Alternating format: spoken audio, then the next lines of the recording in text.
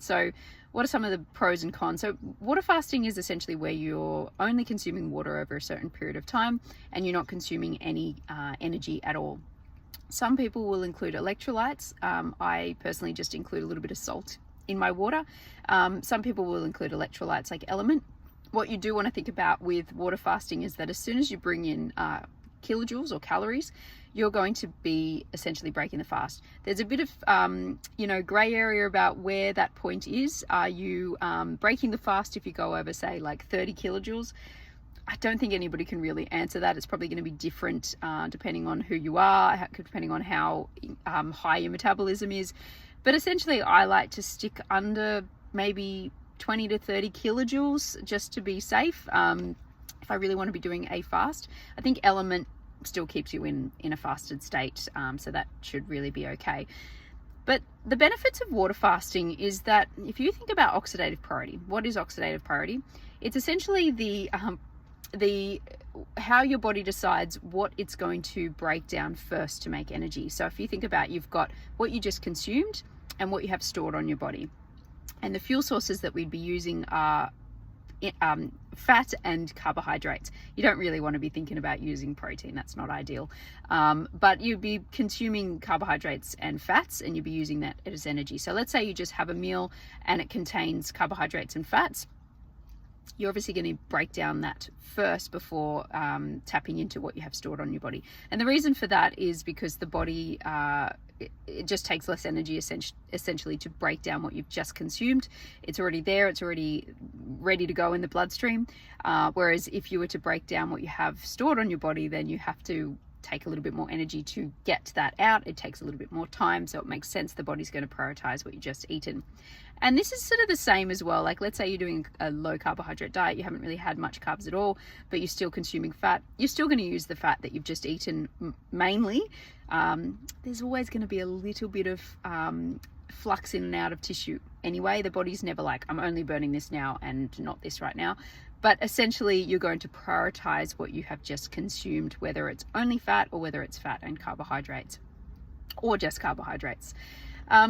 So the benefits, obviously, of water fasting is that if you're somebody who really wants to tap into that autophagy, the breakdown of old tissue, old proteins, the breakdown of body fat, it makes sense that if you haven't eaten anything, you're very quickly going to start tapping into what you have stored on your body really quickly. And if you add any exercise into there, you add a reason for your body to even tap more into those energy stores, then of course that's going to happen a lot quicker. It's going to depend on the person how quickly that happens, how fast your metabolism is.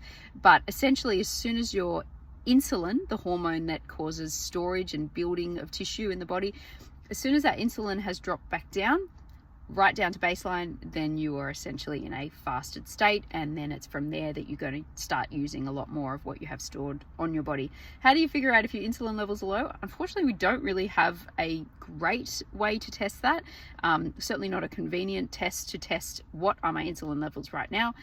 But you can get a glucose monitor, a CGM, for example, and if your glucose levels have dropped down after a meal and then gone up to about their regular baseline of the blood glucose levels that you should be sitting at, then you can tell that you are back in a fasted state. So essentially, if your glucose is high, your insulin's going to be high to bring it back down. So you're not fasting if your glucose is high, essentially.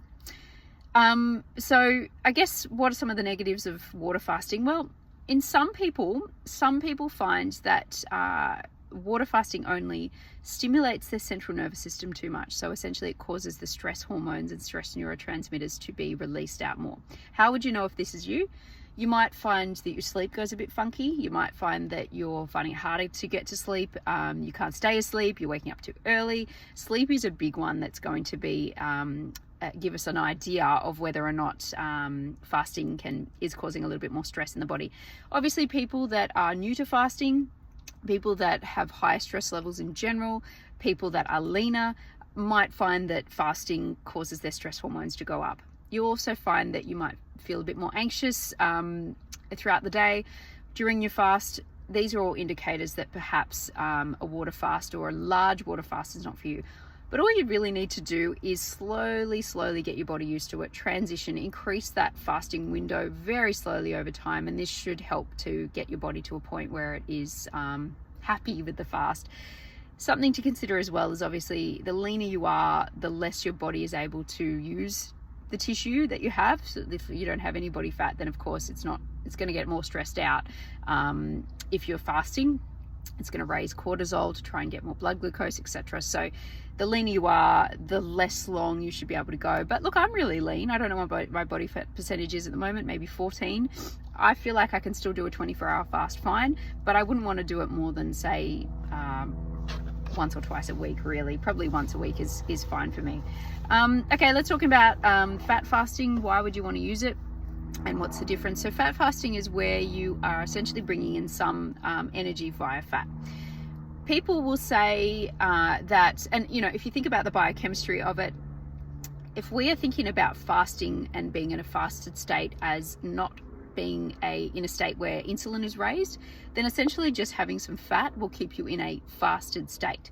So as we know, protein and carbohydrates are going to increase our insulin more than fat. Mainly carbohydrates are going to increase it the most, protein a little bit, and fat, really, it's going to be negligible unless you're having a hugely high amount.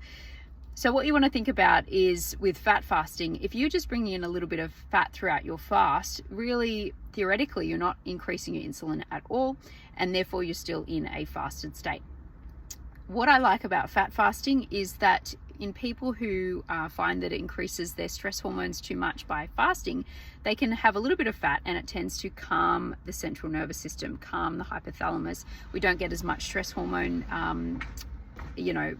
release, and we don't feel the effects of poor sleep and things like that. So people find it's that happy balance between getting some fasting without increasing their central nervous system. I find fat fasting a nice way to sort of transition to like training wheels for fasting. So it can be a really good way to start off, and then over time, if you feel like you sort of chilling and your central nervous system isn't too stressed, then you can decrease the amount of fat that you're having during your fast to a point where you're just not having any at all. What I want to talk about though is maybe the downside of fat fasting. As you can imagine, when we talked about oxidative priority, you're going to break down what you've just eaten first. So if you're somebody who's really interested in losing some body fat, then by taking in some fat, you're obviously going to want to, your body's going to want to burn that first. So it's going to take longer to get to the point where you're actually breaking into your own body fat. But if you're somebody who's just wanting to increase ketones, increasing, a little bit of breakdown of some tissue, increase the ketones in the brain, health, things like that, then fat fasting could be for you. But again, if you're somebody who's wanting to tap right into your body fat pretty quickly, obviously having a little bit of fat is going to slow down what you're using on your body. If you're wanting to increase the capacity to break down what you've just eaten fat-wise and then tap into your fat stores, get some exercise in, do some physical activity. If you want to maximize the breakdown of fat, you obviously want to work at not too high intensity. You don't want to get into the glycolytic training where you're using mainly carbohydrates, but if you're doing certain training that's going to break down fat, well then really it's not going to take as long to start tapping into your own body fat levels. So I hope that makes sense. If you have any questions on that, I really love the idea of fasting. I personally use water fasting more in the first half of my cycle, in the follicular phase.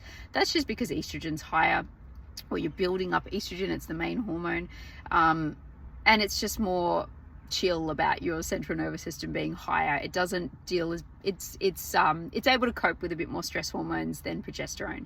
Progesterone is the one that's going to be higher in the latter half of the cycle, and progesterone's a little bit more picky. It tends to be a little bit more affected by stress hormones being higher. So I tend to avoid doing too much water fasting in the second half of my cycle. If I want to do a 24-hour fast, I add a little bit of fat in there.